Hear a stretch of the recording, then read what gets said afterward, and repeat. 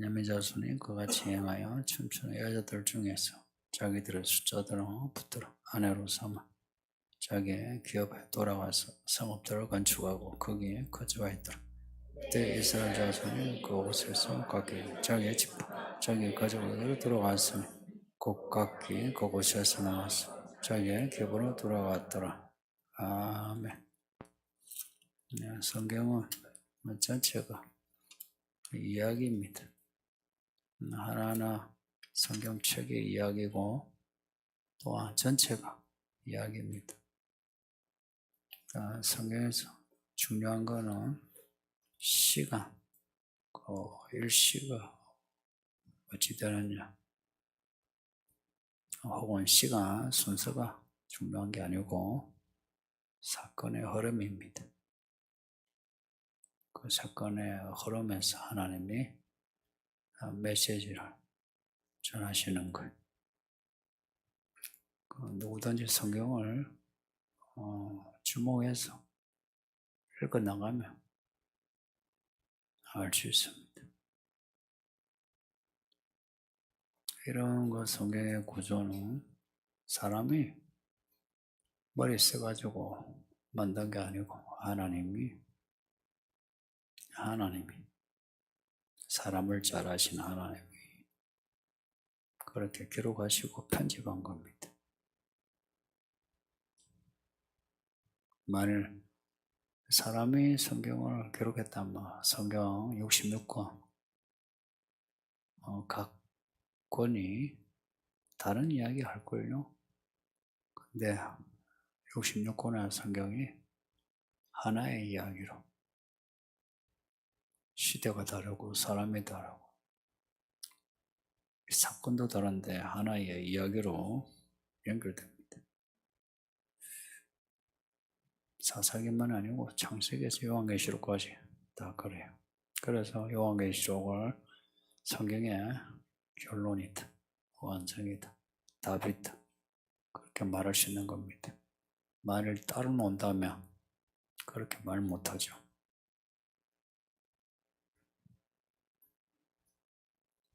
이야기라면 성경의 이야기고 우리가 하나님의 이야기 속에 있다면 이야기의 시작이 있고 끝이 있습니다. 처음 있고 마지막이 있어요. 그러니까 하나님이 처음이고 마지막이시라 하니까 성경을 통해서 우리는 우리의 처음 이야기를 발견해야 하고 그리고 우리가 살았든지 아니면 죽었든지 이야기의 끝을 볼 수 있어야 합니다. 이게 성경 공부입니다. 배운 사람이나 안 배운 사람이나 그렇게 해야 합니다. 특히나 이제 늙어서 죽을 때가 되면 더 집중해서 그렇게 해야 합니다. 반복하지만 중요한 거는 사건, 개별적인 사건이 아니고 이야기란 거예요. 흐름을 잡아야 돼요. 우리가 어느 이야기의 좌표에 있나를 알아야 하고 방향을 잡아야 합니다. 그리고 그 방향이 잡히면 좌우 볼 거 없이 앞으로 가야 해요. 오늘 본문은 앞에 19장에 레위인의 첩 이야기에서부터 시작되는데 베냐민 지파의 기브아예요. 땅에서 일어난 아주 불행한 사건입니다. 기브아 사람들이 레위인의 첩을 그것도 지나가는 나그네인데 나그네를 범하고 죽인 겁니다. 그 레위인이 또 레위인이라 하니까 그 율법에 대해 열심히 겠죠, 그죠? 그러니까 아내가 그 첩이지 마. 그래도 아내 아닙니까? 그렇게 죽임을 당하니 이스라엘에 이런 일이 분노하면서 그 죽은 첩의 시신을 조각내요. 각 지파에게 보내어 이 일을 고발한 거예요. 그러니까 이 일을 알게 된 이스라엘 지파들은 사실 뭐 각 지파들마다 문제 많고 믿음도 그래 안 좋은데 이제 또 그런 사람일수록 이런 일 생기면 갑자기 뭐 의분이 생기고 흥분하고 우시아우시아 하면서 정의의 깃발을 내세워요. 그래서 미스바에 모여가지고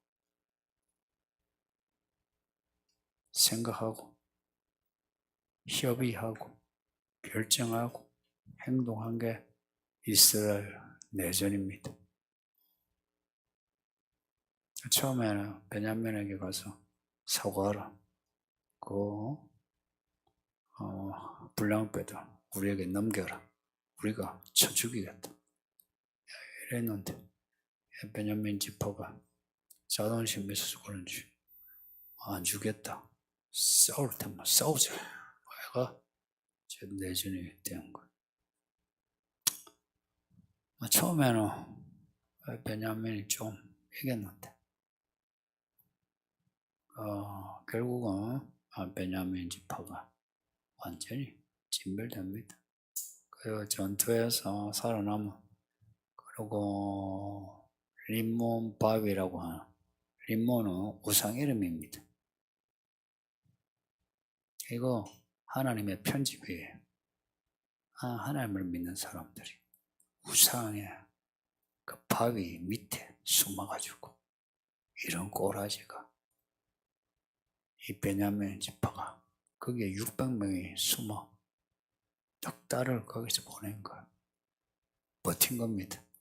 그 버티는 동안에 이제 이스라엘 안에는 또 여러 일들이 일어납니다. 그 야베스 길라 사람들이 오지 않았다 해가지고 그쪽에 쳐들어가가지고 또 거기도 진멸하고 거기에 그 여자들 중에 남자하고 자지 않은 그 여자들만 살려서 그 여자도 베냐민 지파가 이제 여자가 없어 한 지파가 사라질 위기에 처하니까 그 여자들에게 베냐민 지파의 남자들에게 주는 이런 일들을 어떻게 생각해야 되는지. 근데 이제 보니 오늘 본문도 나오지만 또 지난주를 걷다 6절에 보면 이스라엘이 그들의 형제 베냐민을 위하여 뉘우쳤다. 뉘우쳤다는 거는 회개했다는 말이 아니고 괜히 했네. 너무 심했다. 좀 언짢아하는. 그러면서 자기들의 그 선을 넘은 그 전쟁에 군인들만 죽인 게 아니고 전쟁을 이겨놓고 베냐민 동네 다니면서 사람들을 다 죽인 거야. 이건 잘못이죠, 그죠? 그러니까 이제 이 일에 대해 당황하면서 어찌하면 좋겠노. 이제 베냐민 지파를 살려내는 또 이제 생각을 모으고 협의하고 또 합니다. 이스라엘이 생각도 많고 회의도 많고 아시죠? 생각도 많고 말도 많고 그런 곳일수록 일이 잘 되던가요? 회사도 그렇고. 이제 베냐민 지파를 살려야 된다. 이제 합의를 봤어요. 그러면 이제 림몬바위에 숨어 있는 그 베냐민 600명의 군사들에게 이제 그만 싸우자. 이제 너희를 죽이지 않으면 내려온다. 평화를 선포한 겁니다. 그 평화를 선포하니 숨어있던 그 군사들이 아이고 이제 살았네 하고 이제 나온 거죠. 그리고 이제 집에 돌아갔는데 집에 가니 뭐 여자가 있나요? 여자가 다 죽었어. 이 홀로코스트가 자기들이 제일 먼저 한 게 홀로코스트. 그 여자들이 없어. 그래서 아까 여기 야베스 글 나왔어요. 여자들. 뭐 마음에 드는 여자 골라라. 마음에 드는 여자 골라라. 이런 식이요. 근데 이제 여자가 모자란 거라. 뭐 좀 좋노. 그럼 베냐민 남자들에게 시집을 보내야 하는데 앞에 무슨 맹세를 했냐면 이 못된 베냐민 지파에게는 딸들을 안 주겠다 하고 이 지파들이 다 맹세한 거예요. 이스라엘의 맹세는 항상 하나님께 맹세한 겁니다. 그 하나님께 맹세했는데 그 맹세 어기면 안 되지. 지켜야지. 야가 이스라엘은 그 맹세 같은 거 잘 지켰어요. 그 입다 야기도 딸을 바치겠다 했는데 진짜 바치고. 희한하죠. 하나님께 지켜야 할 믿음은 안 지키면서 그런 거는 잘 지키는 믿음을 어떻게 생각합니까? 내가 한 말 약간 이해돼요?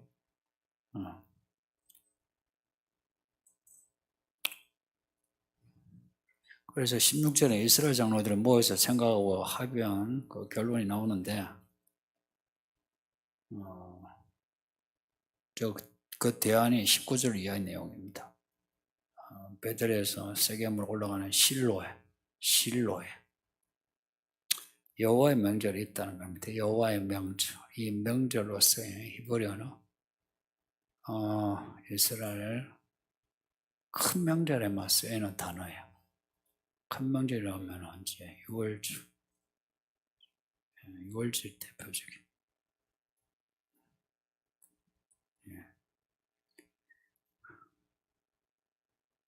그래서 대부분 6월절로 봅니다. 왜냐하면 여자들이 춤을 춰 나오는 절기예요. 6월절이 대표예요. 6월절 하면 애굽에서 나와 홍해를 건너 미리암과 여자들 노래를 한 것. 출애굽기의 그 내용입니다. 그 여자들이 미리암이란 말이 마리아입니다. 마리아가 미리암이에요. 발음이 달라져 가지고 똑같은 겁니다.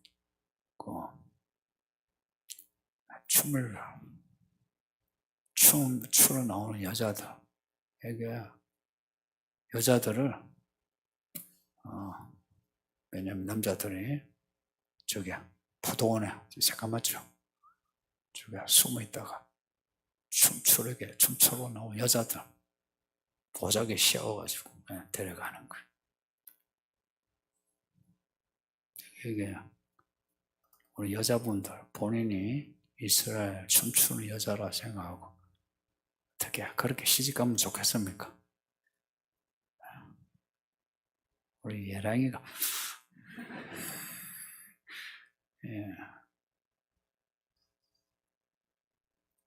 앞에 있다 이 딸이 아버지의 맹세 때문에 하나님께 바쳐질 때 슬퍼서 울었답니다. 그래서 친구들하고 산에서 몇 달을 울었어요.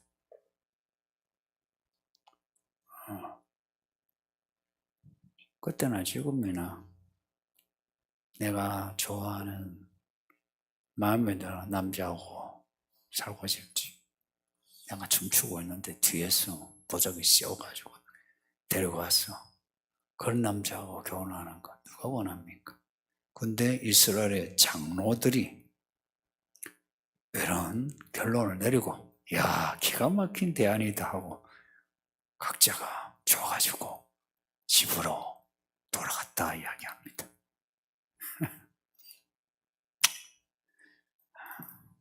이제 문제는 그래도 남자 여자들의 가족이 있죠. 보세요. 데려간 여자에 대해서는 안중이 없어요.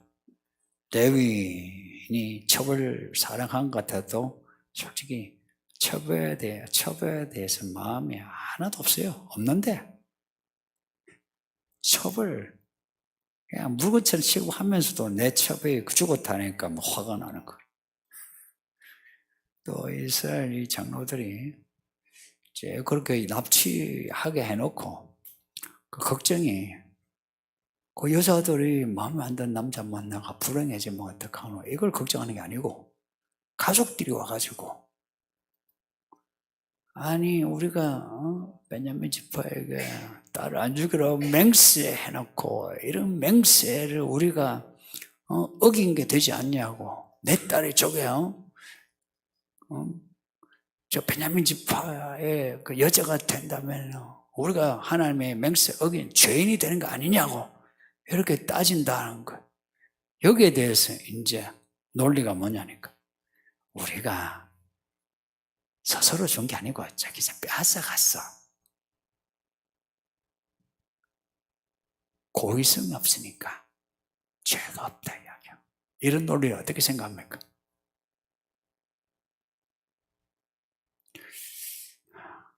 이런 논리에 밝은 사람이 의외로 많아요. 이런 논리를 좋아한다기보다 이런 논리로 사는 사람이 내가 볼 때 51%는 넘어요. 특히 이제 남자들. 이스라엘 장로들처럼 교회 남자들도 똑같아. 이런 논리에 대해 이게 뭐가 문제인지 자체를 모르는 사람이 대부분이요. 뭐가 문제라 생각이 들어요. 제가 문제시하니까 문제지. 지금도 이런 논리 하면 다들 그렇지. 오케이 됐어. 하나님 뜻이야. 이래 넘어가죠.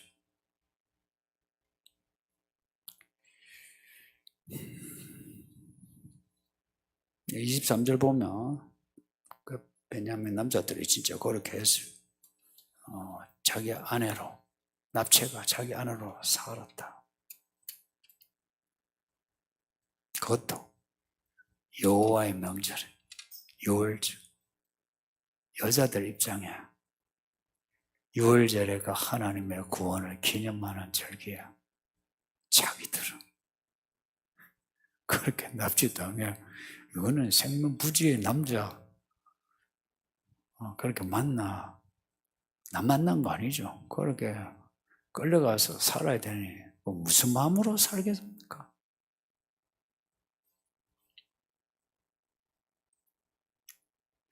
이제 진짜 유월절이라 하면은 더 참 아이러니한 거예요.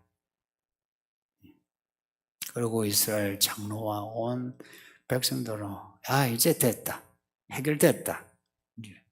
해결됐다는 건 뭐예요? 하나님 뜻이네. 다 돌아갔다. 이게 24절 결론입니다. 여러분은 여러분의 일을 어떻게 처리합니까? 억울한 일을 당했을 때 혹은 여러분 가족이 억울한 일을 당했을 때 어떻게 처리해요? 아니면 나름 믿음이라 하고 일을 했는데 일을 처리했는데 나중에 아니네 잘못했네 싶으면 또 어떻게 뒷정리합니까? 또 하나님께 서원을 했는데 이 서원이 너무 오버한 거라.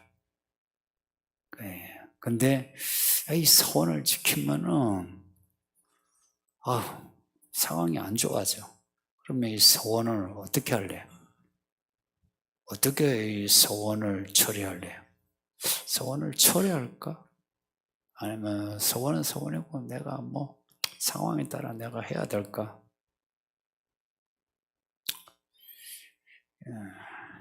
이스라엘은 이런 문제에서 모여가지고 생각하고 협의하고 또 하나님께 묻고 행동했어요. 사실 보면 별 문제들 없죠. 그죠? 할 거 다 했어요. 법대로. 아까 말한 그런 있잖아요. 대안으로 그럼 여자들 뭐 하면 되지 하는 류의 사람들, 말하자면 법적으로 문제없어 하는 사람들, 그 사람들 법 되게 좋아해. 자기에 대해서는 빠져나가는 법 잘 알아요. 그러면서 이제 상대방에 대해서는 법으로 따져요. 교회 밖에 사람 이야기하는 거 아닙니다. 교회 안에 사람 이야기해요.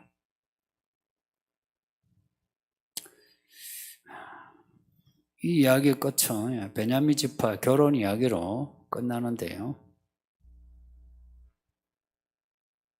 결혼 문제에서도 연애, 여기 아이들도 이제 배우면 하는 뜻대로 연애하지 이래요. 생각하고 소원하거든요. 또 이제 나이 든 청년들도 그렇죠. 연애, 결혼 어떻게 합니까? 뭐든지 뭐 내가 하니까 뭐 하나님 뜻이지 이렇게 넘어가면 곤란하고 어떻게 해요? 연애, 결혼 하나님 소원대로 할 것 같으면 결혼하지 못하겠고 하면 어떻게 할래요?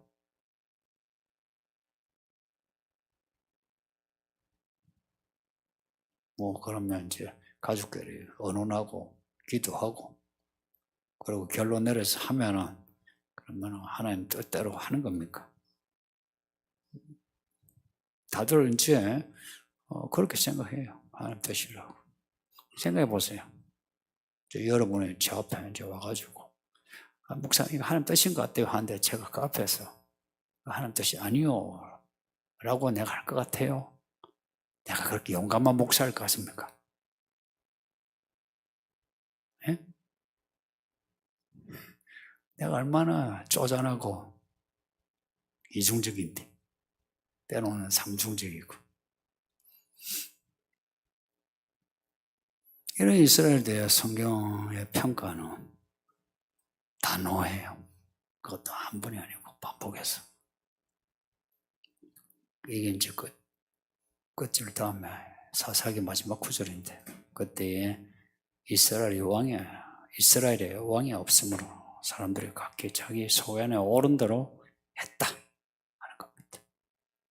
이 구절이 의미하는 바가 뭐라 생각해요? 자기 소견대로 했다.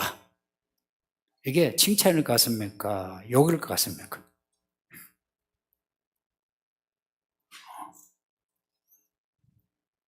욕 중에 가장 센 욕입니다. 이것들이 나를 무시하고 지 마음대로 살아. 가만두지 않는다. 이스라엘이 베냐민을 진멸한 것처럼 내가 진멸할 거다. 이런 내용입니다.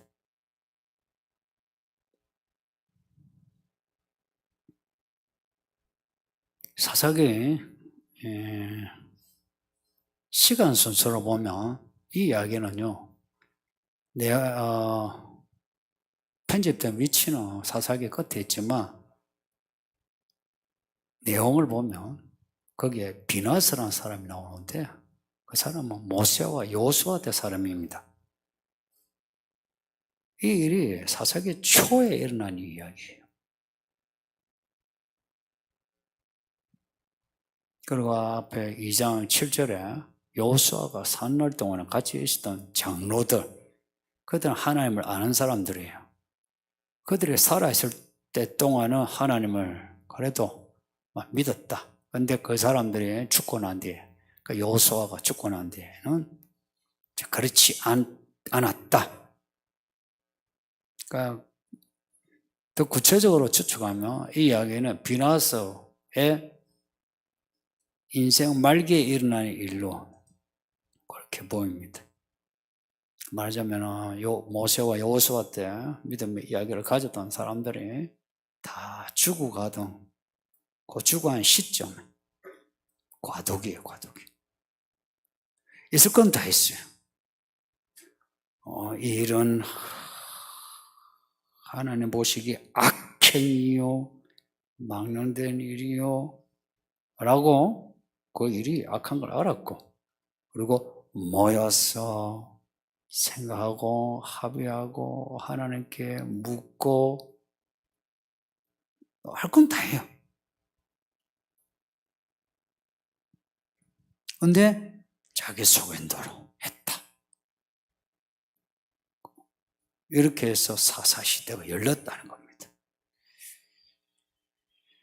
한국교회 역사가 이제 100년이 훨씬 넘었어요. 1980년대가 그때 100년대 됐으니까 한 140년 됐는데, 그동안에 교회가 몇 번이나 세대 교체가 있었습니다. 지금은 개척교회가 한 10년, 20년 사이에는 개척교회가 아주 크게 감소했어요.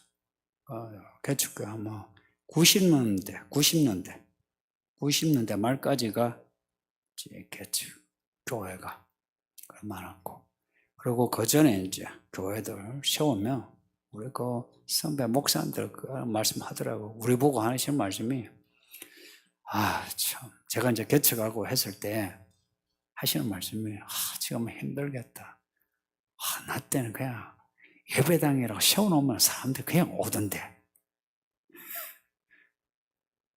게다가 예배당 건물만 세우면 또 사람들 그냥 막 쳐들어오듯이 왔대요.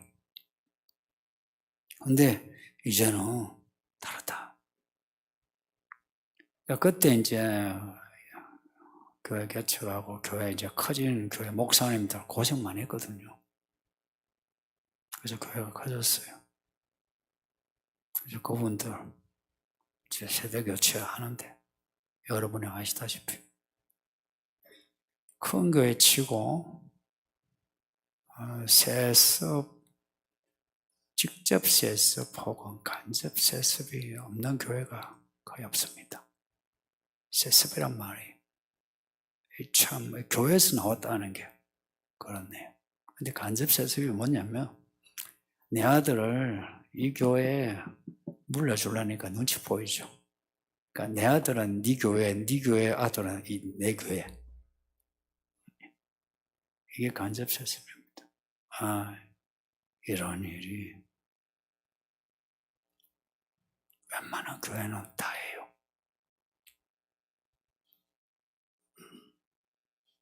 좀 규모가 있다 싶으면 대부분의 최소한 51%는 넘어요.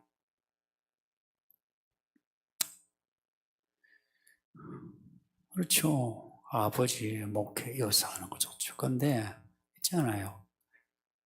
목회 자체가 참 거룩한 일이긴 해요. 저도 이 거룩한 일이라 여겨요. 근데 목회가 거룩하다는 것만은 전부가 아니거든.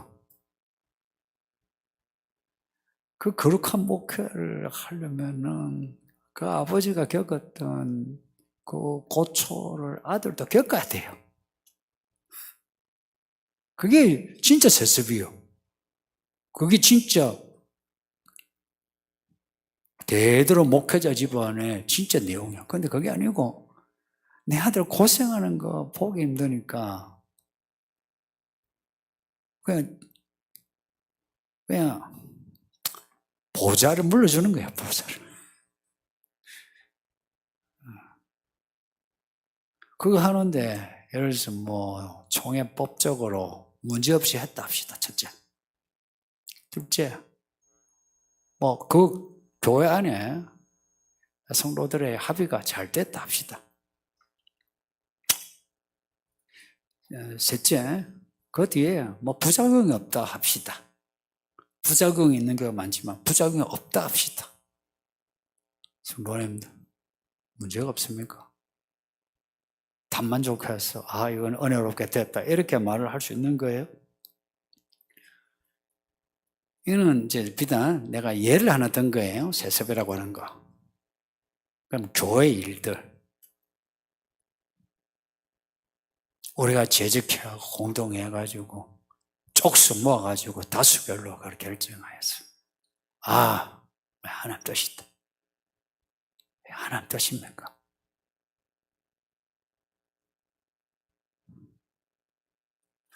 왜 하나님 뜻일까? 이 교회는 일을 어떻게 처리하는 것 같아요? 다수결 좋아해요?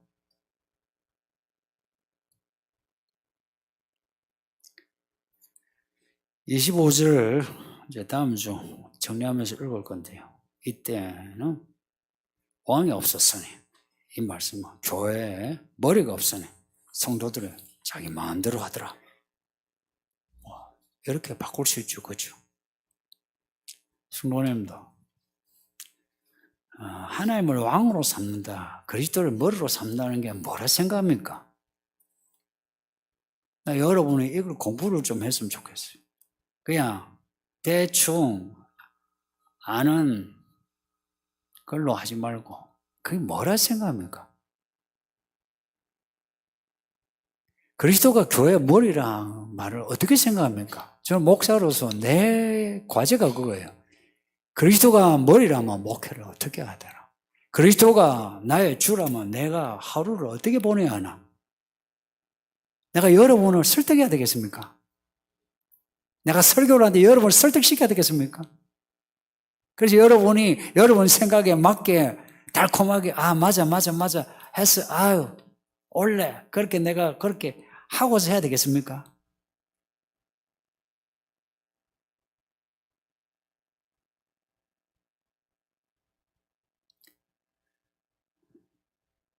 우리가 읽고 있는 이 말씀 우리가 아멘 해요. 또 기도도 해요. 근데 우리의 일상, 내 생활 두 개예요. 내 일상의 생활과 교회 생활에서 이 말씀 정말 이 말씀 배운 대로 하고 있습니까? 내가 생각하는 혹은 우리가 합의한 그거대로 놔두고 그냥 하나님 뜻이 맞느냐 하는 거예요. 24절에 이스라엘 장로들이 백성들이 다 만족하면서 하나님 은혜 이제 끝났다. 우리가 자주 그러죠. 뭐 일을 하고 나면 하나님 은혜로 다 했다고 해요. 하나님의 은혜가 뭡니까? 남자들 바보들 돼가요. 내가 이 시대 남자들 내가 교회 안팎 교회 안도 그래요. 정말 바보들. 그래서 나이 들고 돈 많고 하면 여자 추근거린 거나 잘하고 아니면 자기 꼼수 부린 거 잘하고 그렇지 않습니까?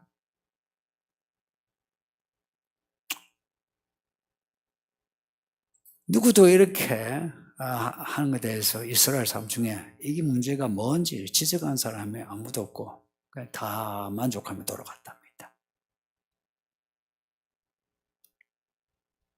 우리는 나 자신의 문제에 대해서 혹은 교회 문제에 대해서 뭘 우리가 진지하게 문제를 제기하면서 해결해 나가야 합니까? 해결을 해 나갈 수는 있어요? 성경을 잘 보세요. 이스라엘이 헤맬 때는요, 공통점이 있어요. 모세와 여호수아 같은 말씀을 가르치는 지도자가 없을 때, 왕들이 무너질 때 공통적인 특징이 있어요. 이사야, 예레미야 같은 좋은 선지자가 없을 때 왕들이 다 무너졌어요. 저는 제가 한 역할에 대해서 저는 확실한 포지션을 가지고 있어요. 말씀 가르치는 거. 주일마다 요한계시록을 읽고 있는데 거기에 7교회 주신 그 지적하는 말씀이 있죠. 그거요. 이스라엘 사람을 지적하는 말씀입니다.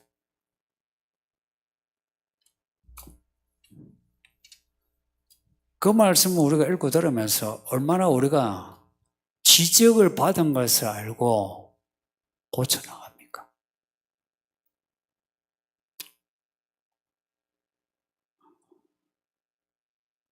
나의 불편한 문제는 회피하려고 하고요. 상대방에 대해서는 지적하려고 하는 게 대부분은 사람의 태도예요. 그거 안 고치면 안 돼요. 아니, 교회를 오래 다니고 했는데도 성경도 잘 모르고 사람 얻는 것도 없으면 내 문제가 문제의 전부란 걸 알고 내가 내 문제를 해결해 나가야죠. 그게 정직한 태도라고요. 이 교회는 지금 그게 급해요.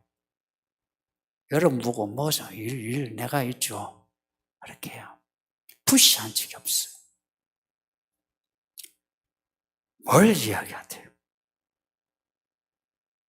뭘 이야기하세요?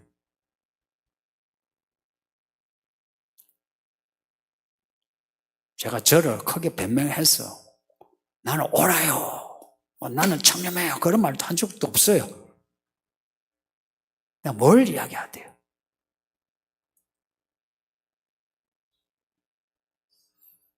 이 말씀을 읽었을 때 저도 그렇고 여러분도 그렇고 이 말씀을 정면으로 받아들이세요.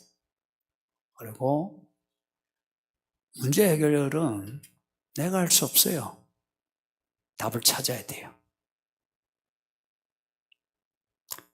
우리끼리 모아가지고 생각하고 그 수군대가 해가 이 귀가 얇은 양반들 믿음만 흔들리지 믿음 바로 되대요?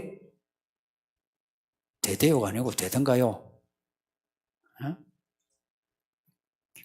키만 얇아가지고